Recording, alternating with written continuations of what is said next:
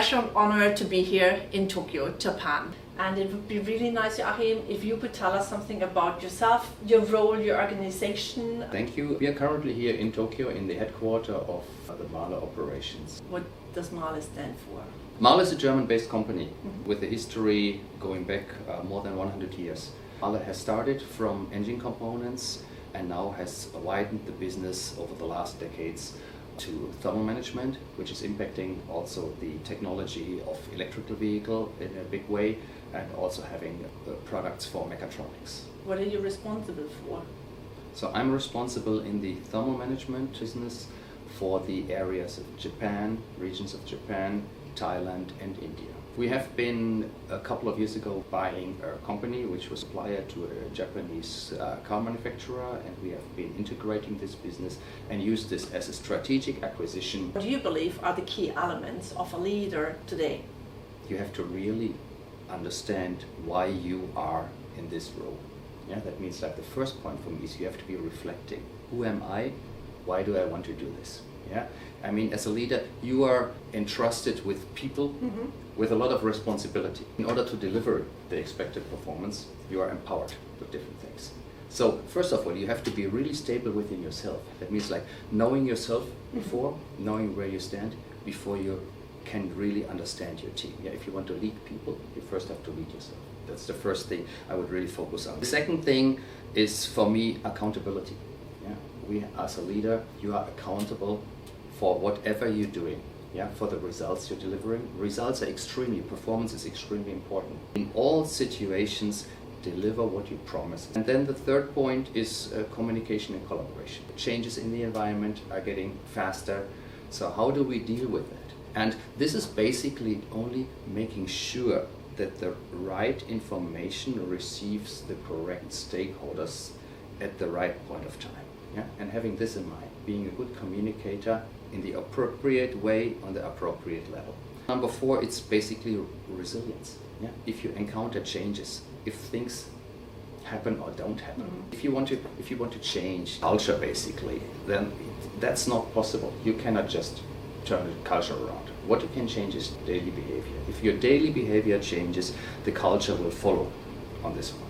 What that means is you have a strong belief that the future will be right. Yeah, and whatever we are doing is just a way, it's just a journey to reach that. Yeah, this transformation process. Number 5 is basically you have to give to your team, in order to follow you, you have to give psychological safety. Safe place to work. Okay. Yeah. Don't be afraid, don't try to hide yourself. But of course you have to collaborate with people. Yeah, I think for me it's vulnerability is one of the key words there as well. Yeah? It's not like being vulnerable or being weak, it's more like expressing this. Yeah? Expressing it with confidence. If there are people in the room and you have people from different cultures who work together, I think this is one of the keys. If you have this environment, you can learn from each other. So I would be interested in knowing what is your contribution as German for a German company in Tokyo leading this diverse team? So I think it's connecting the cultures, getting the good things out of Japan. There's a lot of things we can learn from Japan. There's a lot of growth opportunities, and connecting these together, which all the good things we have basically in Germany or also as a global company.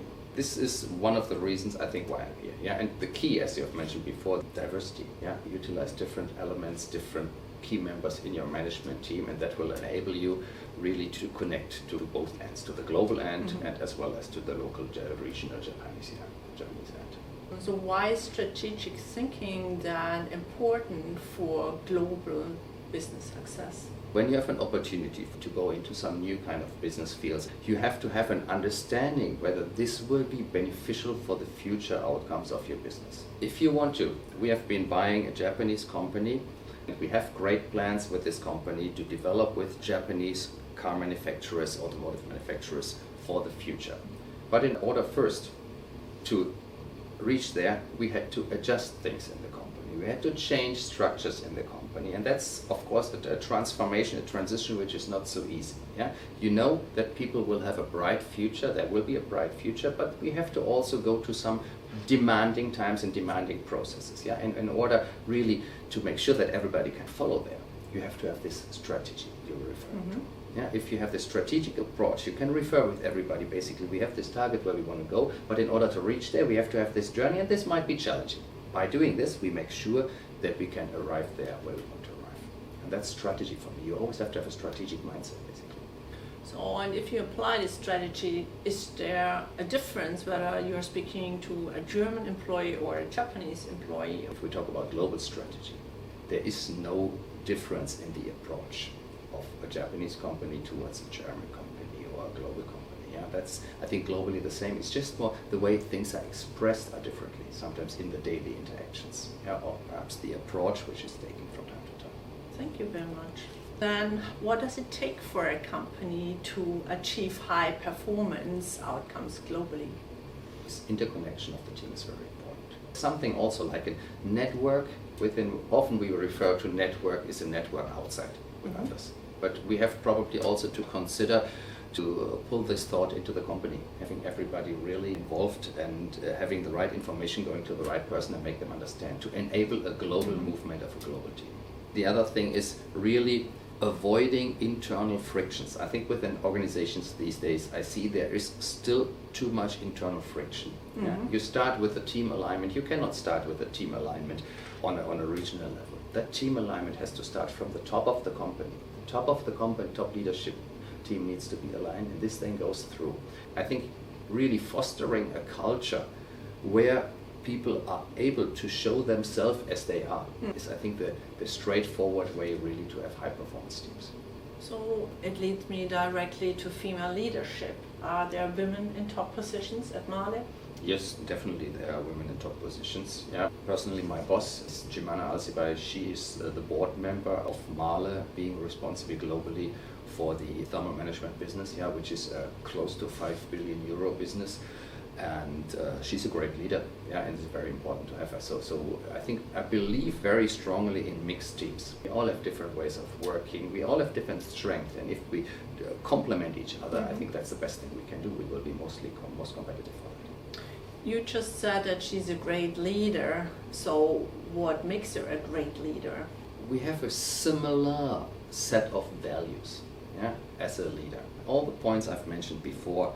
This reflecting who am I, how am I impacting the other persons, yeah? Accountability, competence, and the will to deliver, to gain trust and to bring these things forward. Having the resilience, and the last thing is giving psychological safety. What advice would you give to current and future leaders from your experience? If you are in a leadership position and you just go for it because of having the power, I think you're on the wrong track. Be open to yourself, reflect to yourself, who am I, where do I need to also develop myself, where are my shortcomings, but then also look, do I like to work with people, do I like to grow people, and while you go that way, going this point of resilience, don't be disappointed the first time you run against a hurdle or whatever. Yeah, if people might disappoint you, there are different reasons. Try to understand why that happens and improve, always continue to improve. And work on your connections to your peers. Then always be willing to deliver. Nobody wants to listen to excuses. There are always reasons why things happen and perhaps don't go the right way, but then also at the same time always address how you intend to solve it. Don't explain the status, really showing the solution. I think it's, for me, is a requirement towards a leader. It helps to think in a way, what would I do if I would be the owner of my business? And it would be nice to hear something of the private person. And I think you have to be in balance with yourself, making sure that what you do in work is perhaps complementing what you're doing in private and the other way around. Then the second advice is basically physically be healthy. Yeah, do everything you need to do to be healthy. That means like don't overwork yourself too much. Get enough sleep or whatever to stay healthy. Yeah, consider your diet. Consider be in good communication with your body, understand what your body needs. That's important also to manage yourself, be accountable for yourself. Don't let the environment steer you. Yeah, just make some kind of mindset procedure, whatever it might take. Do some run in the morning, do some meditation, listen to some music, whatever. I think that can be beneficial to you. And then the emotional part. Of course, yeah, if you often it's said that, for example, if you have a trust relationship in work, Trust is not necessarily important to like all the people you have. There will be people you don't like in professional work, but it's important that you can trust these people. Trust is something like a product of competence, of performance, being able to do the job, and the character of that person, yeah? Being willing to deliver. There will be dislikes, but don't let that throw you off your track. Yeah, I think that's important. And other emotional things, have the people you like. It can be friends, family. Have also some space to feel your emotions, yeah, and to deal with that. Thank you very much.